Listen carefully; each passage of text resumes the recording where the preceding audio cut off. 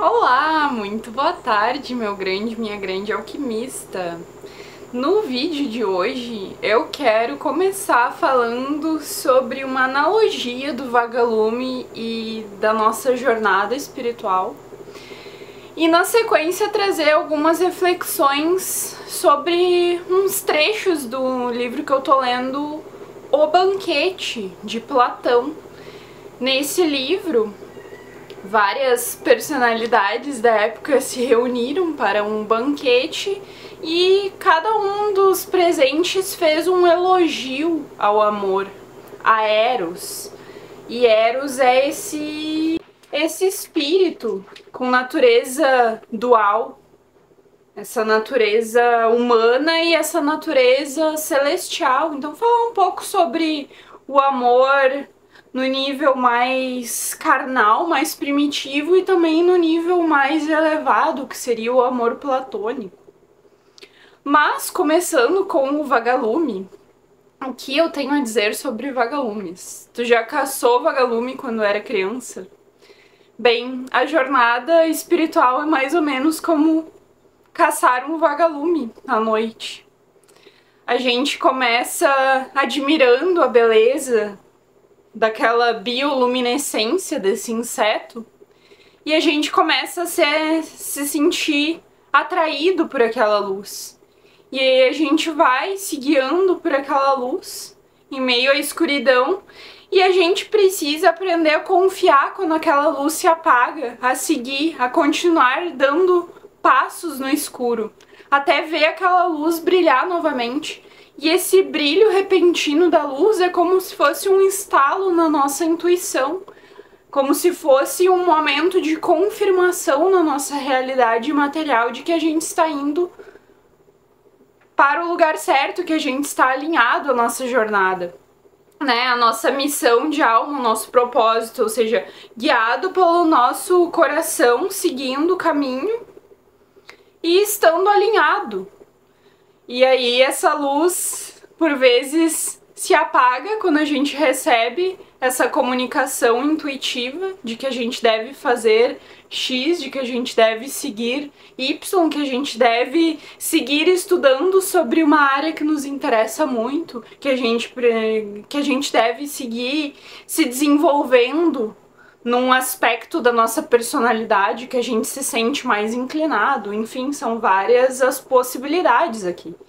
Mas então, quando essa luz se apaga, depois que a gente tem essa confirmação, que a gente tem esse clique da nossa intuição, a gente precisa aprender a seguir confiando, a caminhar nesse desconhecido, que a gente não sabe todas as etapas, a gente não tem todos os passos, mas a gente deve aprender a confiar no divino e seguir essa caminhada.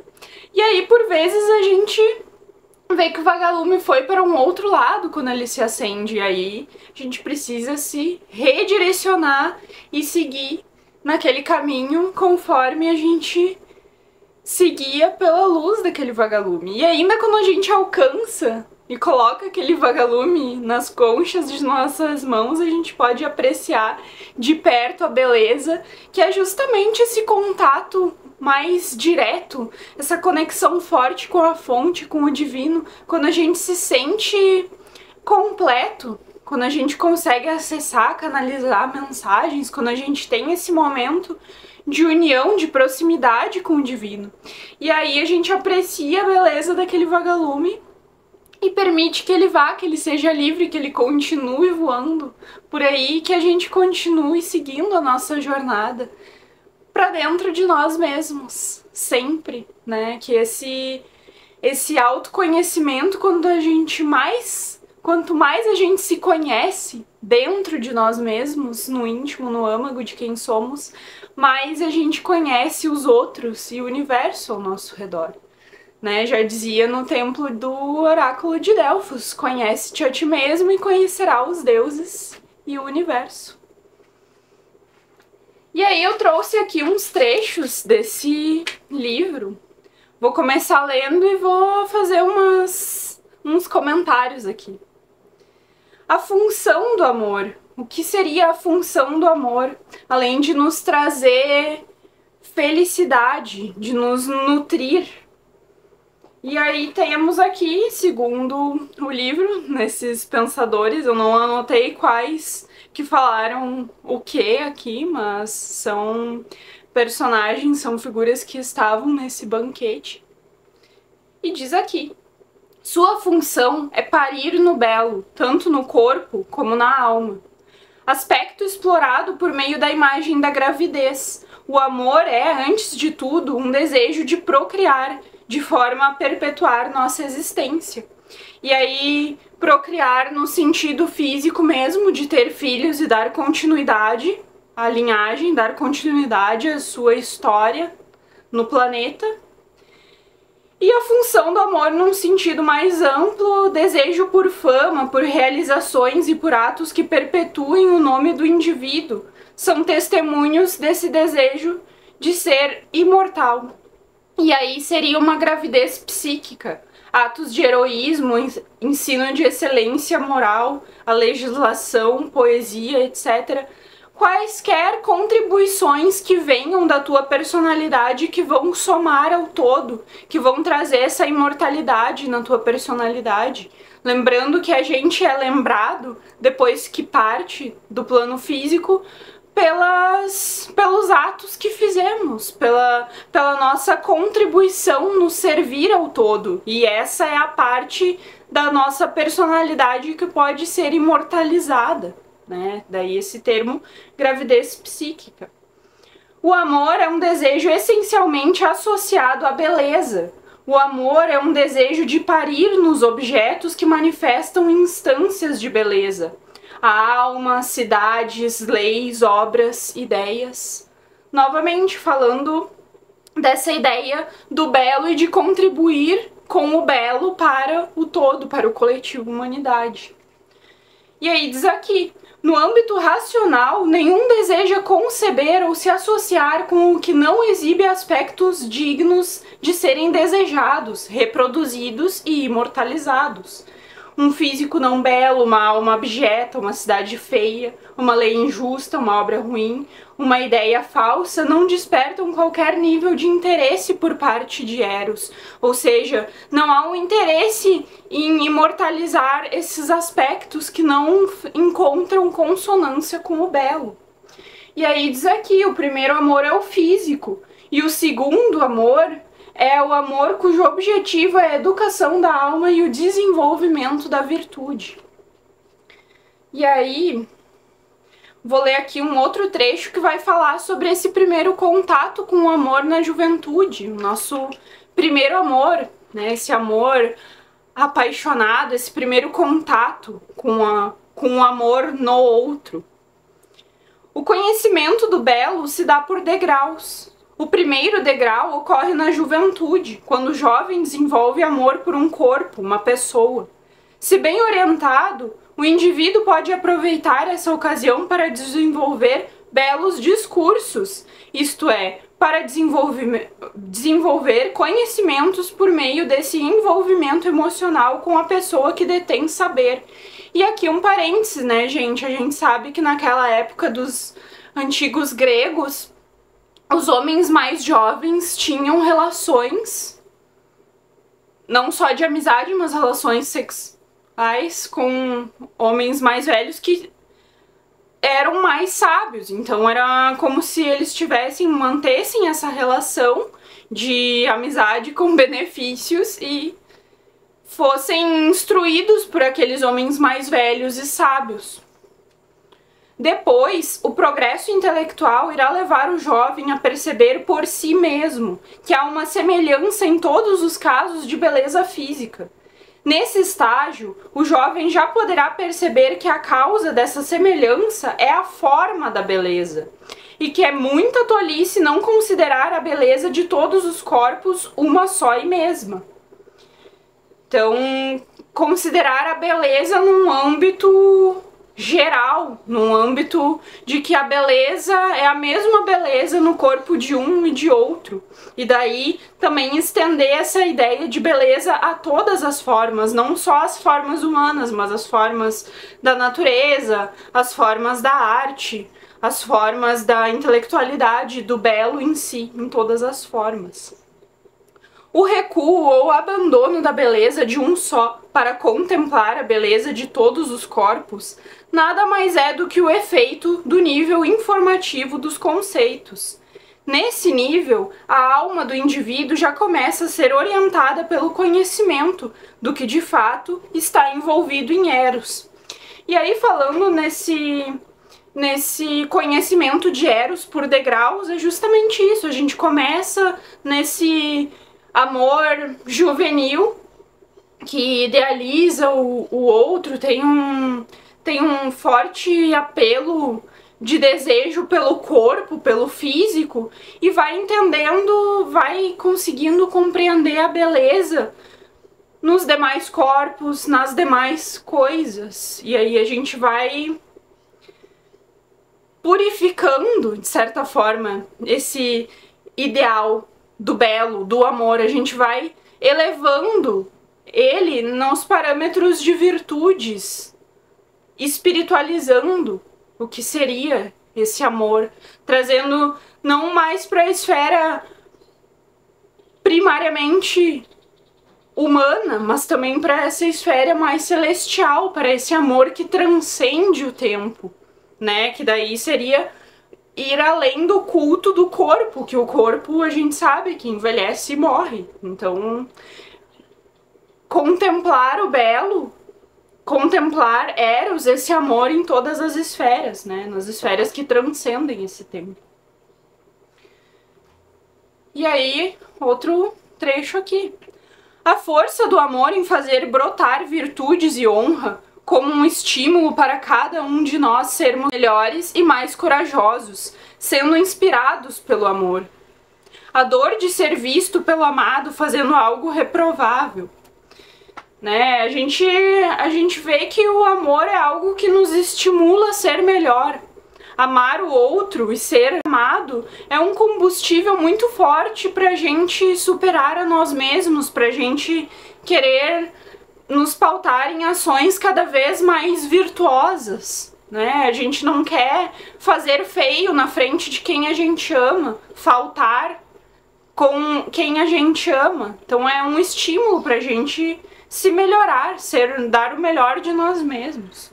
O amor infunde nos amantes como algo que brota de si mesmo, justamente essa energia que quer ser mais, né? Ser mais, ser melhor pelo outro, se elevar pelo outro. E aqui uma das mensagens que eu mais gostei até o momento nesse livro, que fala daí da esfera política e do amor, que um dos integrantes diz assim: não acho que os governantes encarem como útil o nascimento de pensamentos grandiosos entre seus governados, e tampouco amizades e associações firmes, justo que o amor, mais do que tudo, se esforça para criar. Assim, onde foi estabelecido que é vergonhoso ceder aos amantes, trata-se de uma regra gerada pela maldade dos que a propuseram, em razão do desejo desenfreado de poder pelos que governam e da covardia dos governados. E aí a gente vê que é algo que se reflete hoje na sociedade, que quanto mais a gente se ama a si mesmo, o amor próprio, mais a gente ama a nossa família, mais a gente ama a natureza e a comunidade, mais a gente se esforça para criar soluções que abarquem o coletivo, que agradem ao coletivo humanidade e que principalmente somem a esse coletivo, elevando a moral, elevando as virtudes, né, e estando em harmonia com a natureza. E a gente vê que é justamente isso que eles querem, né, eles, quando eu digo eles, essa elite quer suprimir o amor, tentar apagar a nossa chama do nosso espírito de ser apaixonado, de fazer arte, de ir atrás da verdade, de se autoconhecer e compartilhar esse conhecimento, porque amor é luz, amor é verdade. Eles estão contra a verdade, eles querem esconder a verdade de nós. Por isso essa tirania, por isso essa tentativa de suprimir o conhecimento, de se alastrar. E aqui, o último que eu anotei, eu tô ali nos 40% do livro, espero poder trazer mais reflexões como essas para cá, para vocês, conforme vou me aprofundando no conteúdo. Viu é aquele amante popular que ama sobretudo o corpo à alma, pois não é um amor constante, uma vez que também não é constante seu objeto. No mesmo momento que cessa a flor do corporal, precisamente o que ele amava, o amante também alça voo, revelando o despropósito de tantas palavras e promessas. Já o amante que tem o bom caráter como objeto do seu amor, permanece durante a vida, posto que se fundiu com o que é constante. Desses amantes, portanto, nossa lei quer fazer um bom e belo exame, a uns aquecer, mas de outros escapar. E aí fala nesse amor que é cultuado só pelo corpo, só pela beleza superficial do físico. E é justamente desse amor aqui que a gente quer escapar. Fica aí a reflexão de quantas maneiras, como tu consegue amar a si mesmo e amar ao outro, não só pelo físico, pelo superficial, mas pelos trejeitos, pela espirituosidade, pela excentricidade, pela unicidade de cada pessoa. Como tu se ama, como que tu consegue despejar esse amor em ti mesmo, em quais aspectos de ti. E quanto mais tu se conhece, mais profundamente tu aprende a se amar. E outra questão muito importante de deixar aqui nesse vídeo, que eu acho muito válida, é a questão de que quanto mais tu se conhece, mais tu vai conhecer as maneiras pelas quais tu deseja ser amado, amada. Então, por exemplo, se eu sei que, bom, eu gosto de toque físico, eu gosto de palavras de afirmação, eu gosto que, sei lá, a pessoa amada me leve um café na cama, eu gosto de receber cafuné.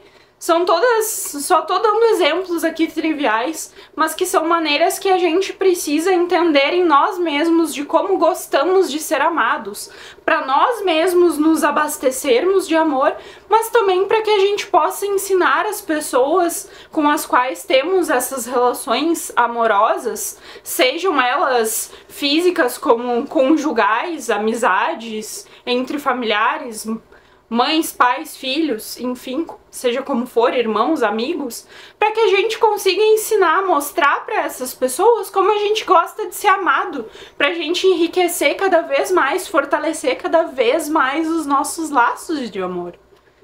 E isso é o típico segundo amor, esse amor celestial, esse amor incondicional.